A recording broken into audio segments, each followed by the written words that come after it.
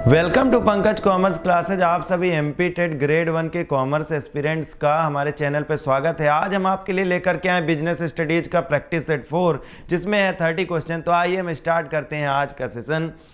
हमारा first question है प्रतिवेदन के सामान्य सिद्धांत है। प्रतिवेदन यानी कि जब जनरल प्रिंसिपल्स ऑफ रिपोर्टिंग जो रिपोर्ट भेजते हैं तो उसके सिद्धांत क्या हैं। ऑप्शन देखिए, ए तुलना, बी संगतता, सी परिशुद्धता, डी उपर्युक्त सभी, ए कंपैरिजन, बी कंसिस्टेंसी और C correctness, D all of the above. तो जब भी कभी प्रतिवेदन हम किसी को भेजते हैं तो उसका जो सामान्य जो ये तीनों के तीनों ही करेक्टरिस्टिक्स इसके प्रिंसिपल्स होते हैं, जिसमें कि वो कंपेरेबल होना चाहिए, संगतता और परिशुद्धता यानी कि कंपैरिजन, कंसिस्टेंसी और करेक्टनेस। तो यहाँ पर राइट आंसर हो जाएगा D, that is all of the above. Next question है औपचारिक समूह के माध्यम से तथा उसके द्वारा कार्य संपादित करने की कला ही प्रबंधन है। यह परिभाषा किसने दी है। Management is an art of getting things done through and with formally organised group. इन्होंने कहा है कि मैनेजमेंट वो है जिसमें कि हम काम को एक व्यवस्थित तरीके से करते हैं और जिसमें औपचारिक समूह है यानी कि फॉर्मल ऑर्गेनाइजेशन है। उस फॉर्मल ऑर्गेनाइजेशन के तहत जो भी ऑर्गेनाइज्ड कमिटी है जिसमें कि एक सुपीरियर टू सबऑर्डिनेट हैं और उन सबके द्वारा ही काम को संपादित किया जाता है। तो कहते हैं कि ये परिभाषा किसने दी है। ऑप्शन देखिए, ए पीटर ड्रकर ने, बी हेनरी फ्योल ने, सी होराल्ड कुंज ने, डी एफ.डब्ल्यू. टेलर ने। तो इसका राइट आंसर होगा सी, दैट इज ये डेफिनेशन किसने दी, हेरोल्ड कुंज ने डेफिनेशन दी है। नेक्स्ट क्वेश्चन है अभिप्रेरण के आरोग्य सिद्धांत का प्रतिपादन किया था। कहते the hygiene theory of motivation was propounded by. अब देखिए मोटिवेशन की थ्योरी में क्या कहा है, अभिप्रेरण। अभिप्रेरण का मतलब ये होता है कि किसी भी ऐसे एम्प्लॉय का मनोबल बढ़ाना। और मनोबल कैसे आप बढ़ा सकते हैं किसी भी एम्प्लॉयज का, तो वो आपके फाइनेंशियल और नॉन फाइनेंशियल असिस्टेंस दोनों से ही होता है। लेकिन ये जो लिखा हुआ है कि अभिप्रेरण के आरोग्य सिद्धांत का प्रतिपादन किसने किया था, है ना, किसने प्रोपाउंड करी थी ये थ्योरी। तो आइए हम इसका देखते हैं। ऑप्शन क्या, मैस्लो ने, हर्जबर्ग ने, सी मैकग्रेगर ने, डी विक्टर व्रूम ने किया था। तो देखिए इसका जो राइट आंसर हो जाएगा वो हो जाएगा बी, दैट इज हर्जबर्ग ने ही इस थ्योरी का प्रतिपादन। नेक्स्ट क्वेश्चन है आधुनिक प्रबंध सिद्धांत के जनक कौन थे। Who was the father of modern management theory. देखिए मॉडर्न मैनेजमेंट थ्योरी के जनक किसे कहा जाता है, तो मैनेजमेंट की डेफिनेशन ये है कि management is art of getting things done through. और मैनेजमेंट ये होता है कि इफेक्टिवली और इफिशिएंटली किसी काम को कंप्लीट कर लिया जाए। इफेक्टिवली का मतलब ये है कि तय समय के अंदर ही काम हो जाए, और इफिशिएंटली का मतलब होता है कि तय बजट के अंदर भी काम हो जाए, तब उसको बोलते हैं कि इफेक्टिवली और इफिशिएंटली उस काम को कर लिया गया। तो आधुनिक प्रबंध के सिद्धांत के जनक कौन थे, आइए ऑप्शन देखते हैं। F W. Taylor, B Peter F. Drucker, C Henry Fayol, D इनमें से कोई नहीं। तो देखिए इसका जो राइट आंसर होगा वो हो जाएगा बी, पीटर एफ. ड्रकर ही modern father of the modern management कहलाते हैं और इन्हें ही कहा गया है। तो नेक्स्ट क्वेश्चन है थियो हेमन के अनुसार प्रबंध की अवधारणाएं हैं। ऑप्शन देखिए, A2, B3, C4, D इनमें से कोई नहीं। According to Theo Haimann the concept of management are. Option देखिए 2, 3, 4 या इनमें से कोई नहीं। तो थियो हेमन ने मैनेजमेंट को 3 अवधारणाओं में बांटा है। वो क्या है, management as a principle, management as a process and management as a noun. तो यहाँ पे जो राइट आंसर हो जाएगा वो हो जाएगा B, that is 3। Next question देखिए, क्रियात्मक संगठन की अवधारणा दी थी, किसने दी थी। Concept of functional organisation was given. Option देखिए, एफ.डब्ल्यू. टेलर ने, बी एल्टन मेयो ने, सी लुइस एलन ने, D Henri Fayol. F W. Taylor, Elton Mayo, B C Louis Allen, D Henri Fayol. तो देखिए जो ये कॉन्सेप्ट ऑफ फंक्शनल ऑर्गेनाइजेशन दिया गया था वो किसके द्वारा दिया गया था, वो एफ.डब्ल्यू. टेलर के द्वारा ही फंक्शनल ऑफ मैनेजमेंट ऑर्गेनाइजेशन दिया गया था। नेक्स्ट क्वेश्चन देखिए, क्या प्रबंध में नीति निर्धारण किसका हिस्सा है। In management policy formulation is a part of. देखिए ऑप्शन फार्मूलेशन पॉलिसी जो नीतियां बनाई जाती है वो किसका हिस्सा। ऑप्शन देखिए, नियोजन का, बी निर्देशन का, सी समन्वय का, डी नियंत्रण का, A planning, B directing, C coordinating और डी है कंट्रोलिंग। तो देखिए यहाँ पे इसका राइट आंसर हो जाएगा दैट इज, कभी भी प्लानिंग जो ये नीति निर्धारण का काम होता है वो प्लानिंग का ही हिस्सा होता है, और इस तरह से राइट आंसर हो जाएगा ए, नियोजन का। नेक्स्ट क्वेश्चन है, व्यापार नियोजन का निचोड़ है। The essence of business planning is to, option देखिए, बाजार अवसरों का लाभ उठाने हेतु निर्धारण करना, assess the market opportunities to be exploited, कि मतलब मार्केट का निर्धारण करना, मार्केट का असेसमेंट करना कि क्या पोजीशन चल रही है और वहाँ से बेनिफिट्स कितने हो सकते हैं। बी है आशंकाओं और जोखिमों का मूल्यांकन करना, apprise the threats and risk, और सी है हानियों एवं लाभों का पूर्वानुमान लगाना, anticipate losses and profits, D इनमें से कोई नहीं, नन ऑफ द एबव। तो इसका जो राइट आंसर हो जाएगा वो हो जाएगा कि व्यापार नियोजन का जो निचोड़ है वो है बाजार अवसरों का लाभ उठाने हेतु निर्धारण करना, assess the market opportunities to be exploited. Next question है, उद्देश्यों द्वारा प्रबंध दृष्टिकोण के अंतर्गत प्रत्येक उद्देश्य में आवश्यक तत्व नहीं है, यानी कि element not necessary in each objective under management by objective MBO approach etch. कहते हैं कि इन सब में जो मैनेजमेंट बाई ऑब्जेक्टिव का जो उद्देश्य है वो इनमें से कौन सा ऐसा है कि जो आवश्यक तत्व नहीं है। तो ऑप्शन देखिए, लागत तत्व, बी मानवीय संबंध तत्व, सी समय तत्व, डी मापनीय तत्व यानी कि cost element, B human relation element, C time element, D measurable element. तो देखिए इसका जो राइट आंसर हो जाएगा वो हो जाएगा कि कॉस्ट एलिमेंट यानी कि लागत तत्व है वो कि मैनेजमेंट बाई ऑब्जेक्टिव के उद्देश्यों में शामिल नहीं है। नेक्स्ट क्वेश्चन देखिए, पर्यवेक्षण विस्तार से आशय, span of supervisor refers to, option देखिए अधीनस्थों की संख्या, बी पर्यवेक्षण की सीमा, सी पर्यवेक्षण का गुण, डी पर्यवेक्षण की प्रकृति, A number of subordinate, B extent of supervision, C quality of supervision, D nature of supervision. तो इसका जो राइट आंसर हो जाएगा वो क्या होगा कि पर्यवेक्षण विस्तार, विस्तार का मतलब कितने पर्यवेक्षण हैं, सुपरवाइजर कितने हैं, तो राइट आंसर है कि नंबर ऑफ सबऑर्डिनेट्स। इसका मतलब है कि अधीनस्थों की संख्या क्या है उसी हिसाब से सुपरविजन भी इंक्रीज होगा। स्पैन ऑफ सुपरविजन, कितने लोगों का सुपरविजन करना है, तो नंबर ऑफ सबऑर्डिनेट्स ये डिसाइड होगा। नेक्स्ट क्वेश्चन देखिए, एक सार्वजनिक कंपनी में संचालकों की न्यूनतम संख्या होती है। देखिए सार्वजनिक कंपनी में the minimum number of directors in a public company limited company is, option देखिए ए 2, बी 3, सी 7 और डी 10। तो देखिए यहाँ पर 2, 3, तो इसका राइट आंसर हो जाएगा कि कम से कम 3 डायरेक्टर पब्लिक कंपनी में होना ही चाहिए। पब्लिक कंपनी में कम से कम 3 डायरेक्टर होना जरूरी होता है। नेक्स्ट क्वेश्चन देखिए, निम्नांकित में से कौन सा नियंत्रण कार्य का अंश नहीं है। नियंत्रण कार्य का मतलब तो कंट्रोलिंग फंक्शन का कौन सा अंश नहीं है।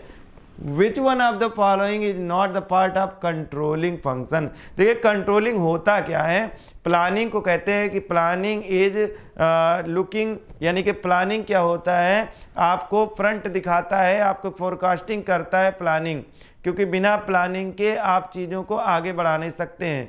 तो अब प्लानिंग के हिसाब से, एक स्टैंडर्ड के हिसाब से काम करना, लेकिन प्लानिंग को हम कह सकते हैं कि ये लुकिंग फॉरवर्ड है, लेकिन कंट्रोलिंग को हम कहते हैं कि ये लुकिंग बैक है, कि जो भी कंट्रोलिंग के प्रोसेस को अगर आप देखेंगे तो कंट्रोलिंग के प्रोसेस में साफ कहा गया है कि आपने जो पहले से प्लानिंग करी है, जो स्टैंडर्ड सेट कर रखे हैं, उन पर काम हो रहा है कि नहीं हो रहा है, इस चीज़ को चेक करने का काम कंट्रोलिंग का होता है। तो चलिए जरा देखते हैं ऑप्शन क्या लिखा हुआ, प्रमापों की स्थापना, बी कार्यों का आवंटन, सी निष्पादन का मापन, डी सुधारात्मक कार्रवाई करना, सेटिंग द स्टैंडर्ड, ठीक है ये काम होता है, B assigning duties, C measuring performance, D taking corrective action. तो देखिए जो ये बी ऑप्शन है ये पार्ट ऑफ कंट्रोलिंग नहीं है, क्योंकि असाइनिंग ड्यूटीज ये कार्यों का आवंटन करना कंट्रोलिंग का काम नहीं है। कंट्रोलिंग का काम है कि भाई स्टैंडर्ड सेट कर दो, उसके बाद जो परफॉर्मेंस अप्रेजल यानी कि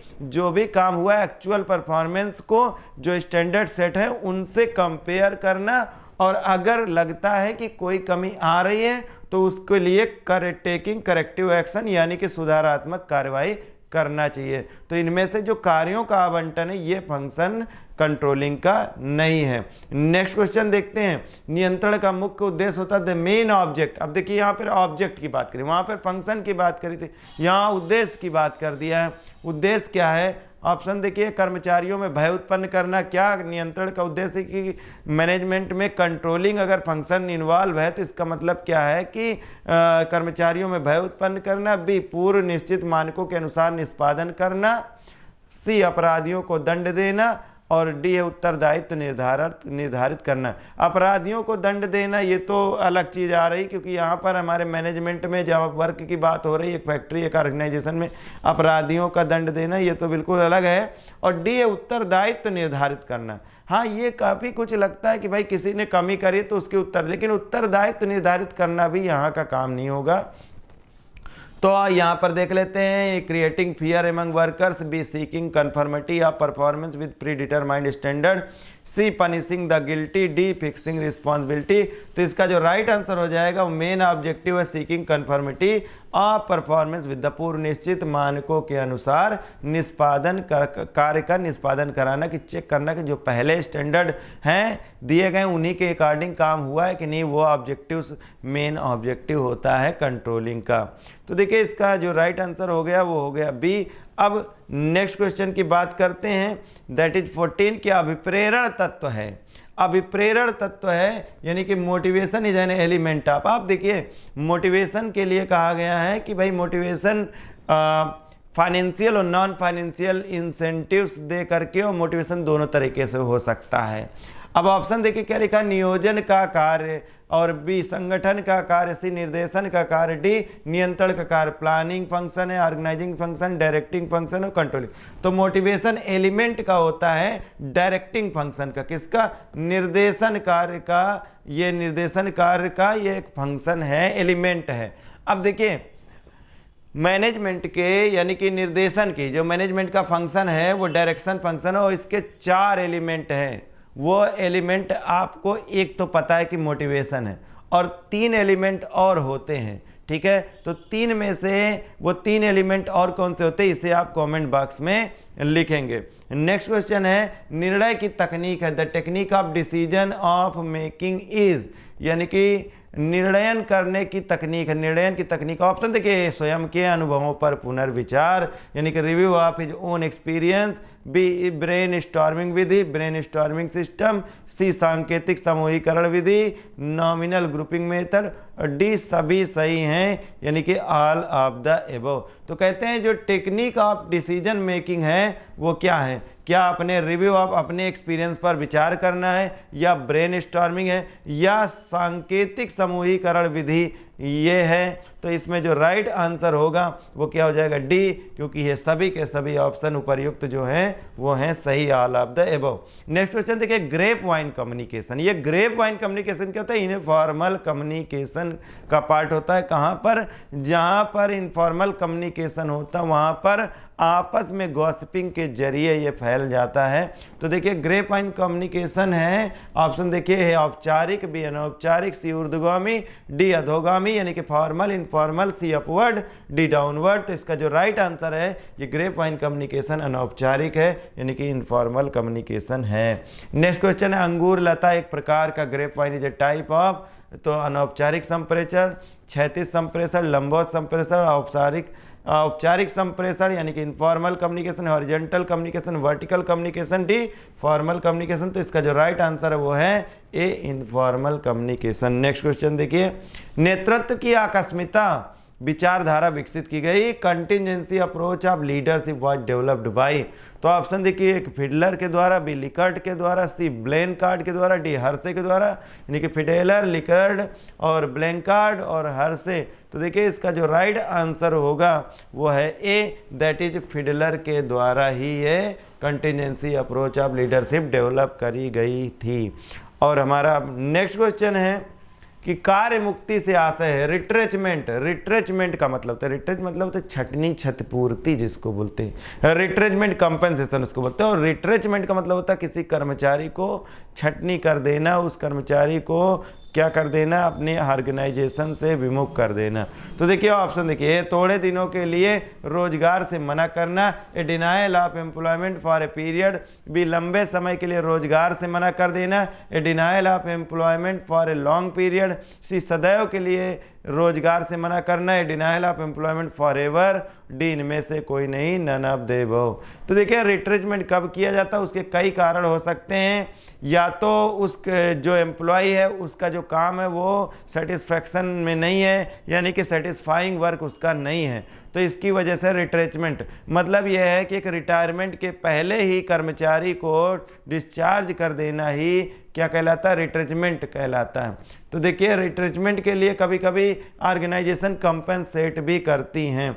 तो यहाँ पे देखिए जो राइट आंसर हो जाएगा वो हो जाएगा C, A denial of employment forever, कि सदैव के लिए रोजगार से मना करना। नेक्स्ट क्वेश्चन देखिए, नियंत्रण में सभी शामिल है सिवाय, कंट्रोल इन्वॉल्व्स ऑल बट किसको छोड़ करके, परिणाम मापन यानी कि मेजरिंग रिजल्ट्स, तो बी लक्ष्य स्थापित करना, स्टैब्लिशिंग गोल्स, सी सुधारात्मक कार्रवाई करना, टेकिंग करेक्टिव आंसर, मानव संसाधन का चयन, सेलेक्टिंग ह्यूमन रिसोर्स।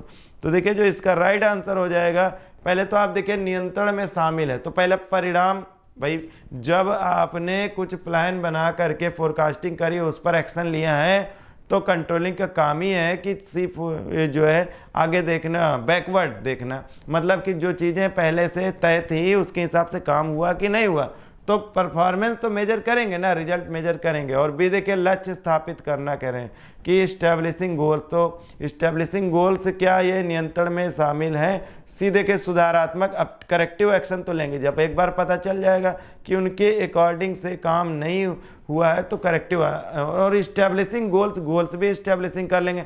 लेकिन डी है मानव संसाधन का चयन, ये काम सिलेक्शन का कहाँ का है, स्टाफिंग का होता है, तो इनका ये शामिल नहीं है। तो राइट आंसर क्या हो जाएंगे, selecting human resource is the right option, जो कि कंट्रोलिंग में इन्वॉल्व नहीं होता है। नेक्स्ट क्वेश्चन देखिए, शिल्पों, व्यापारों और तकनीकी क्षेत्रों में प्रशिक्षण विधि को कहते हैं the method of training in crafts, trades and technical areas is known as. Option देखिए दहलीज पर प्रशिक्षण, बी अनुशिक्षण, सी प्रतिपालन, डी प्रशिक्षु। तो कहते हैं method of training in craft, trades and technical areas is known as. Option A vestibule training, B coaching, C mentoring, D apprenticeship. तो इसका जो राइट आंसर है वो हो जाएगा डी, दैट इज प्रशिक्षु। तो शिल्प, व्यापारों और तकनीकों में जो ये टेक्निकल एरियाज में जो ट्रेनिंग होती है इसको हम अप्रेंटिसशिप कहते हैं। नेक्स्ट क्वेश्चन देखिए, निम्नलिखित में से कौन सा कार्य विनिर्देशन का हिस्सा नहीं है, which one of the following item is not a part of job specification. Option देखिए क्या लिखा है, अवस्थिति, बी पहल, सी निर्णय, डी संवेगात्मक यानी कि भावनात्मक अभिलक्षण। तो ऑप्शन यहाँ पे देखिए ए लोकेशन, बी इनिशिएटिव, सी जजमेंट और D emotional characteristics. Which of the following items is not a part of job specification. अब देखिए जॉब स्पेसिफिकेशन से मतलब क्या है कि देखिए जॉब स्पेसिफिकेशन में बी इनिशिएटिव हिस्सा है, पहल करने का मतलब हो गया कि कोई भी कर्मचारी जिसके अंदर वो गुण हैं, उसके अंदर कैरेक्टरिस्टिक्स है, तो वो पहल करेगा, उन चीज़ की इनिशिएटिव लेगा, आगे बढ़ कर के काम करना चाहेगा। जजमेंट तो निर्णय भी लेगा वो, और इमोशनल कैरेक्टरिस्टिक भी होगा। लेकिन लोकेशन का कोई भी संबंध किसी भी एम्प्लॉय के स्पेसिफिकेशन यानी पार्ट ऑफ जॉब स्पेसिफिकेशन से नहीं है। तो जो इसका राइट आंसर हो जाएगा वो ए लोकेशन यानी कि अवस्थिति is the right answer. Next question देखिए, जब जिम्मेदारी क्षेत्र और कार्य चुनौती को ऊर्ध्वगामी किया जाता है तो उसे कहते हैं when responsibility, scope and challenge in work is deliberately upgraded, it is known as. Option देखिए कार्य विस्तारण, जॉब इनलार्जमेंट, बी है कार्य समृद्धिकरण, जॉब इनरिचमेंट, सी कार्य परिभ्रमण, सी जॉब रोटेशन, और डी है कार्य अभिहस्तांतरण यानी कि जॉब असाइनमेंट। तो कहते हैं responsibility, scope and challenge in work is deliberately upgrading. देखिए सारी चीज़ों में अपग्रेड कर दिया गया, किसमें एक तो रिस्पॉन्सिबिलिटी अपग्रेड कर दिया है, फिर स्कोप में भी चेंजेस आ गए हैं, उसको क्या कर दिया, इंक्रीज कर दिया गया, और वर्क को डेलिबरेटली अपग्रेड कर दिया गया। तो इस प्रक्रिया को क्या कहते हैं, तो देखिए इसका जो राइट आंसर हो जाएगा वो होगा B, that is job enrichment यानी कि कार्य समृद्धिकरण। ठीक है, इसको बोलते हैं जॉब इनरिचमेंट यानी कि कार्य समृद्धिकरण। नेक्स्ट क्वेश्चन देखिए, प्रत्यासन का सिद्धांत लागू नहीं होता, the principle of subrogation does not apply to. Option देखिए जीवन बीमा में, बी अग्नि बीमा में, सी जमा बीमा में, डी चोरी बीमा में, लाइफ इंश्योरेंस, फायर इंश्योरेंस, सी डिपॉजिट इंश्योरेंस और डी बर्गलरी इंश्योरेंस। तो देखिए जो इसका राइट आंसर हो जाएगा वो कि जीवन बीमा में प्रत्यासन का सिद्धांत लागू नहीं होता है। The principle of subrogation does not apply to life insurance. Next question है, निर्यात जोखिम बीमा है एक प्रकार का, export risk insurance is a kind of. तो ऑप्शन देखिए, दायित्व बीमा, बी संपत्ति बीमा, सी गारंटी बीमा, डी सामाजिक बीमा।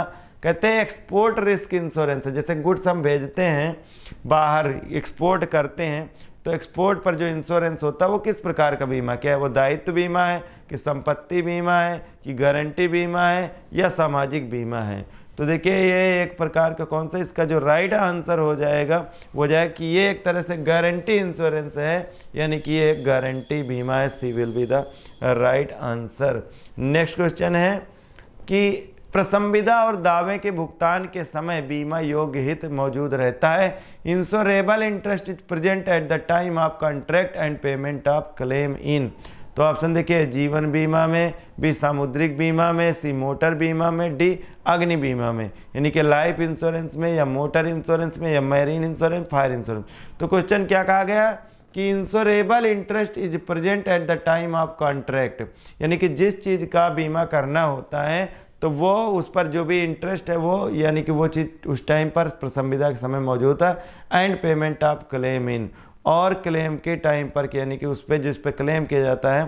तो जो इसका राइट आंसर हो जाएगा वो हो जाएगा डी अग्नि बीमा में ऐसा होता है। Fire insurance is the right answer. Next question देखिए, क्षतिपूर्ति का सिद्धांत लागू होता है। The principle of indemnity applies to. Option है केवल जीवन बीमा में, लाइफ इंश्योरेंस ओनली, बी जीवन बीमा तथा अग्नि बीमा में, life insurance and fire insurance, C है जीवन बीमा तथा समुद्री बीमा में, life insurance and marine insurance, D अग्नि बीमा तथा समुद्री बीमा में, fire insurance and marine insurance.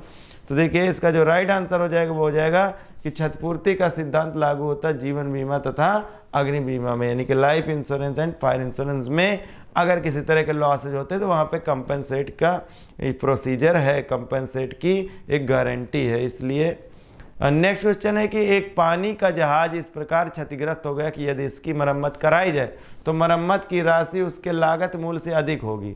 मतलब यह है कि जितने का तो जहाज नहीं है उससे ज़्यादा की उसकी लागत आ जाएगी, जितनी लागत है उससे ज़्यादा उसकी रिपेयरिंग का चार्जेस हो जाएगा। तो ऑप्शन देखिए, ए ship is so damage that the cost of its repairs will exceed if it's value after repair, it is a case of. किस बात का, यानी कि किस प्रकार का उदाहरण ये, ए वास्तविक पूर्ण हानि का एक्चुअल टोटल लॉस, बी आणविक पूर्ण हानि का यानी कंस्ट्रक्टिव टोटल लॉस, सी आंशिक हानि का पार्शियल लॉस का, डी विशेष औसत का यानी कि पर्टिकुलर एवरेजेस का। तो देखिए इसका जो राइट आंसर हो जाएगा वो हो जाएगा आणविक पूर्ण हानि का यानी कि कंस्ट्रक्टिव टोटल लॉस, क्योंकि अब जितना भी रिपेयरिंग कराया जाएगा तो अगर उसकी कॉस्ट ज़्यादा हो जाएगी तो पूरी तरह से उसका नुकसान हो जाएगा, ये पूरी तरह का लॉस है। तो ये कंस्ट्रक्टिव टोटल लॉस का एक एग्जाम्पल है।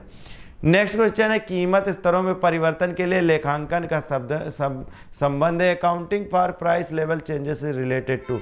ऑप्शन देखिए कि कॉस्ट अकाउंट, देखिए कीमत का मतलब प्राइसेस में जो चेंज होंगे तो उसका संबंध किससे है। ऑप्शन है ए लागत लेखांकन से, बी वित्तीय लेखांकन से, सी प्रबंधकीय लेखांकन से, डी स्फीति लेखांकन से। तो cost accounting, B financial accounting, C management accounting, D inflation accounting. तो देखिए इसका जो राइट आंसर है कि कीमतों में परिवर्तन के लिए लेखांकन का संबंध है accounting for price level changes related to D inflation accounting से, यानी कि स्फीति लेखांकन से।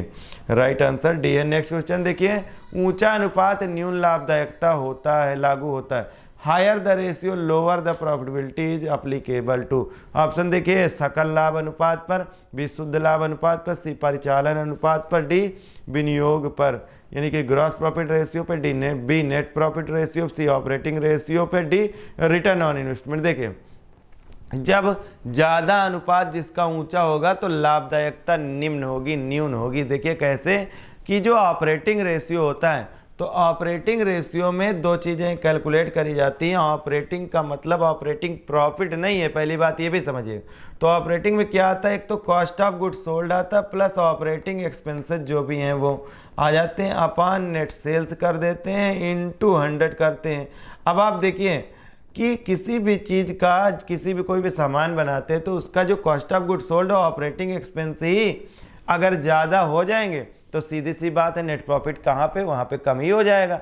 आप सोच के देखिए कि अगर किसी भी गुड्स की कॉस्टिंग ही 90% होगी तो प्रॉफिट 10 होगा, वहीं अगर उसकी गुड्स की कॉस्टिंग जो है वो 70 हो जाएगी तो प्रॉफिट परसेंटेज 30 हो जाएगा। इसका मतलब क्या है कि अगर ऑपरेटिंग रेशियो जितना हाई होगा तो प्रॉफिटेबिलिटी उतनी ही कम होगी। सो these were the 30 questions of the practice set 4 of business studies. Hoping that you have understand very well. Write your comments in inbox in comment section. Thanks for watching.